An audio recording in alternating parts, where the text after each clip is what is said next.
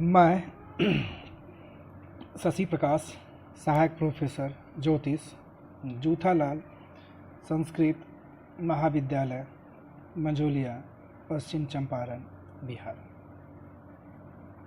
आज हम उपशास्त्रीय पुस्तक से संबंधित जन्मकालिक चंद्र स्पष्ट लग्नय साधन विधि के बारे में बताने वाले हैं।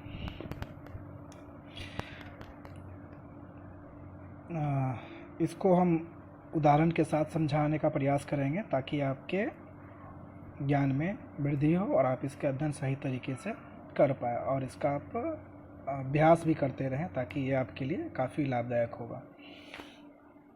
तो जन्मकालिक चंद्र स्पष्टानयन मतलब स्पष्ट नयन के बारे में जो हम बताने वाले हैं उसके बारे में हम लोग जानते हैं कि उसका तरीका क्या क्या होता है और कैसे हम लोग निकालते हैं।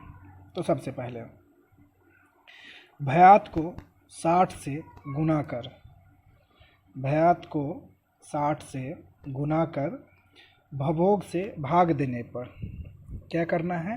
पहले हम लोग भयात निकाल लेंगे, भभोग निकाल लेंगे, उसके बाद फिर हम लोग इस चीज़ को निकालना शुरू करेंगे। तो करना क्या है? भयात को 60 से गुना कर देना है और भभोग से भाग दे देना है। जो लब्ध प्राप्त हो, भाग देने के बाद जो शेष प्राप्त होता है उसको क्या करना है? 60 से गुना कर नक्षत्र की संख्या में जोड़ देना है। पहले क्या करना है? पहले क्या करना है? भयात को क्या करना है? 60 से गुना कर देना है और भभोग से भाग दे देना है। और भाग देने के बाद जो शेष बचता है उसमें क्या करना है? 60 से गुणित कर नक्षत्र की संख्या को जोड़ देना है। जो शेष निकलेगा उसको 60 से गुना कर देना है और नक्षत्र की जो संख्या होगी उसको उसमें जोड़ देना है। फिर उसे 2 से गुना कर फिर क्या करना है? जो हमारा शेष होगा, जैसे कि हमने आपको बोला था कि 60 से भाग देने के बाद,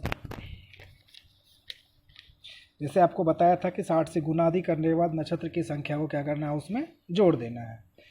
और जो उसके बाद जो उसमें बचता है फिर उसे 2 से गुना कर 9 का भाग देने से जो अंशादी निकलता है वही स्पष्ट चंद्रमान होता है।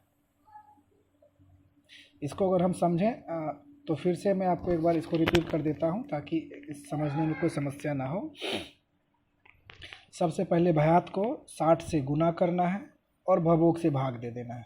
सिंपल तरीका है। भयात को 60 से गुना करना है और भभोग से भाग दे देना है। और जो उसमें लब्ध बचेगा उसको क्या करना है? 60 से गुना करके और नक्षत्र की संख्या जो होगी उसको उसमें जोड़ देना है। यहाँ तक समझने में मेरे ख्याल से परेशानी नहीं हुई होगी। फिर क्या करना है? फिर उसे 2 से गुना कर देना है। जो मतलब 60 से गुना करने के बाद नक्षत्र की संख्या जोड़ने के बाद जो शेष होगा उसमें 2 से गुना कर देना है और 9 से भाग दे देना है। गुना करके 9 से भाग दे देना है। और इसमें जो अंशादी निकलेगा, मतलब जो शेष बचेगा, जो अंशादी बचेगा वो स्पष्ट चंद्रमान होगा। और 48,000 से और 48,000 में भभोग का भाग देने से चंद्रमान की गति स्पष्ट हो जाती है। तो मेरा पहले क्या हो गया? स्पष्ट चंद्रमान निकल गया कि स्पष्ट अंशादी का जो अंशादी स्पष्ट चंद्रमान जो होगा वो क्या होगा, जो हमने आपको बताया। उसके बाद और 48,000 में भभोग, जो हमने भयात भभोग की बात की थी पहले, तो भभोग का भाग देने से चंद्रमा की गति स्पष्ट हो जाती है। उसका क्या गति होगा वो स्पष्ट हो जाएगा। तो ये एक संक्षिप्त तरीका था जो मैंने आपको बताया। अब इसको हम लोग उदाहरण के तरह समझेंगे। इसको हम लोग कैसे निकालते हैं और जो भी हमने आपको बताया कि भयात को 60 से गुना कर देना है, उसके बाद उसको भभोग से भाग दे देना है और जो शेष लब्ध प्राप्त होता है जो शेष लब्ध प्राप्त होता है उसे 60 से गुना करके और उसमें नक्षत्र की संख्या को, जो नक्षत्र की संख्या होगी उसको जोड़ देना है और फिर उसे 2 से गुना करना है और 9 से भाग देना है। और भाग देने के बाद जो अंशादी होगा वही स्पष्ट चंद्रमान होगा। एक तरीका था। और उसके बाद फिर 48,000 में भवों का भाग देने से चंद्र की गति स्पष्ट हो जाती है। तो अंशादी चंद्रमान निकल गया और चंद्र की गति स्पष्ट निकल गई। तो ये एक तरीका था हमको ये निकालने का, चंद्रमान निकालने का तरीका, जो कैसे हम लोग इस चीज़ को निकाल सकते थे। अब हम लोग उदाहरण के द्वारा समझने का प्रयास करेंगे कि हमने इसको कैसे उदाहरण के तरह आपको समझाने का प्रयास कर रहे हैं। थोड़ा इसको समझने का प्रयास करें। तो उदाहरण के लिए हमने आपको पहले ही बोला था कि हमको भयात, भवोग ये सब पहले निकाल के रखना होगा। तो मान लिया जी कि भयात मेरा 31.40 है, भवोग मेरा 56.25 है। तो मेरा भयात निकल गया और भवोग मेरे पास आ गया। अब क्या करना है, जो हम पहले बताए थे। अब क्या करना है, अब भयात को एक रूप दिया जाएगा, जो उदाहरण जो मैंने आपको पहले बताया। तो उसके लिए क्या करना था, भयात को 60 से गुना करना था। तो हमारा क्या है 31.40। तो क्या करना, 31 गुना 40 और 40 को 60 प्लस 40 कौन सा आ जाएगा, वो जो दशमलव के बाद से पल था, तो वो 40 हो जाएगा। अगर इसको हम गुना करते हैं तो कुल जो होता है मेरा 1900 आता है। कैसे आया, भयात मेरा 31.40 था और इसको हम लोग क्या करें 60 से गुना कर दिए, जो बता रहे थे। तो 31 गुना 60 प्लस 40 जो 0.40 था। तो ये जब हम पूरा किए तो क्या निकल गया मेरा 1900। फिर क्या हुआ था, इसे 60 से गुना करना है, जो हम आपको बोले थे। तो फिर 1900 को 60 से जब गुना करेंगे तो निकल जाएगा मेरा 1,14,000। कितना हो जाएगा, 1,14,000, जो मैंने आपको पहले ही बताया था कि पहले 60 से गुना कर देना है। ये निकल गया मेरा। उसके बाद फिर अब भवोग को एक रूप देना है। पहले मैंने भवोग दे दिया, अब भवोग के लिए फिर क्या करना है, जो मेरा ये था भयात निकल गया, भवोग निकालने का तरीका फिर उसी तरह करते जैसे हमने उसके लिए किया था भयात के लिए। तो 56.25 था, तो 56 को 60 से गुना किए और प्लस 25 कर दिए। तो ये एक तो इसको जब हम लोग निकालते हैं तो वो निकल जाता है मेरा टोटल 3,385। अब इसको क्या करना है, हमको 14,000 में 3,385 का भाग दे देते हैं, जो वो बताया गया था। तो जब हम लोग भाग देते हैं तो अंश कला विकला 34, हाँ ठीक, 33.40.41 हुआ। अंश कला विकला ही निकला मेरा हुआ। अब इसमें गत नक्षत्र की संख्या जोड़ना है, जो अश्वनी है। तो अश्वनी की संख्या जो होता है वो हो जाता है 1।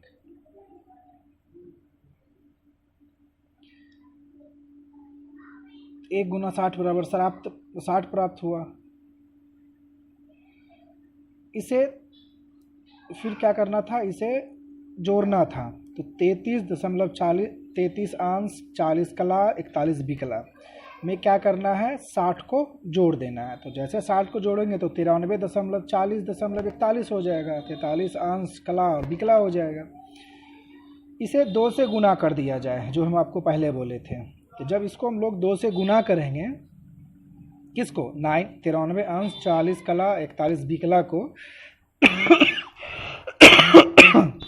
तो शेष जो निकलेगा मेरा 187 अंश 21 कला और 22 विकला प्राप्त हुआ। इसमें 9 का भाग दिया जाएगा, जो हम आपको बोले थे 2 से गुना कर देना और 9 से भाग देने के बाद जो निकलेगा अंशादी वो स्पष्ट चंद्रमान होगा। तो जब 9 से भाग देते हैं तो क्या निकलता है 20/49/2। तो ये मेरा क्या हो गया, अंशादी चंद्रमान हो गया। तो अंशादी चंद्रमान मेरा निकल गया, जो पहले विधि आपको बताया था उसके माध्यम से। अतः स्पष्ट चंद्र राशियादि, तो अब स्पष्ट चंद्र का जो राशि निकालना है उसके लिए फिर क्या करना है, वो क्या हो जाएगा, 0 अंश 20 कला 49 बिकला और 2 पल है हुआ। अब इसको क्या करना है, 60 से गुना कर देना है। तो 48,000 जो हम आपको ऊपर पे बताए थे,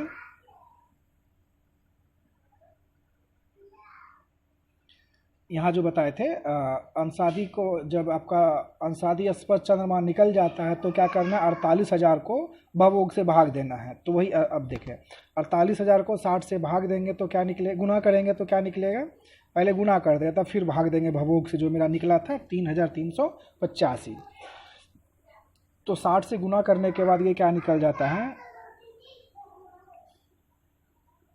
आपका निकल जाता है 28,80,000।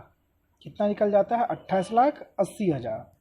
अब इसमें क्या करना है, हमको भवयोग से भाग देना है। तो भवयोग मेरा कितना था, 3,385। जब 3,385 से भाग देते हैं तो निकलता क्या है, 850/49। तो ये क्या निकल जाएगा मेरा, चंद्रमान का स्पष्ट गति जो हमने आपको बोला था निकल गया। तो चंद्रमान का स्पष्ट गति क्या निकल गया, 850/49। और अंशादी स्पष्ट चंद्रमान क्या निकल गया था, 0.20.49.2। ये मेरा 2 निकल गया। जिस चीज़ के लिए हमें अभी ये कर रहे थे, बता रहे थे, ये आपको उदाहरण समय हमने आपको समझाने का प्रयास किया। तो एक तरीका था निकालने का। तो जिस पे भी हम लोग चर्चा कर रहे थे कि जन्मकालिक चंद्र स्पष्ट निकालने के लिए साधन का क्या विधि होता है। तो चंद्र स्पष्ट निकालने का हम साधन, स्पष्ट जो होता है, स्पष्ट मान होता है, उसको निकालने का हमने साधन बता दिया। 2 साधन, इस दो चीज़ हमने आपको बता दिया। एक, अंशादी स्पष्ट चंद्रमान क्या है वो निकालने का विधि हमने आपको बता दिया था। और दूसरा हमने क्या निकाला था, चंद्रमान की गति क्या स्पष्ट होगी, चंद्रमान की गति को स्पष्ट हमने कर दिया।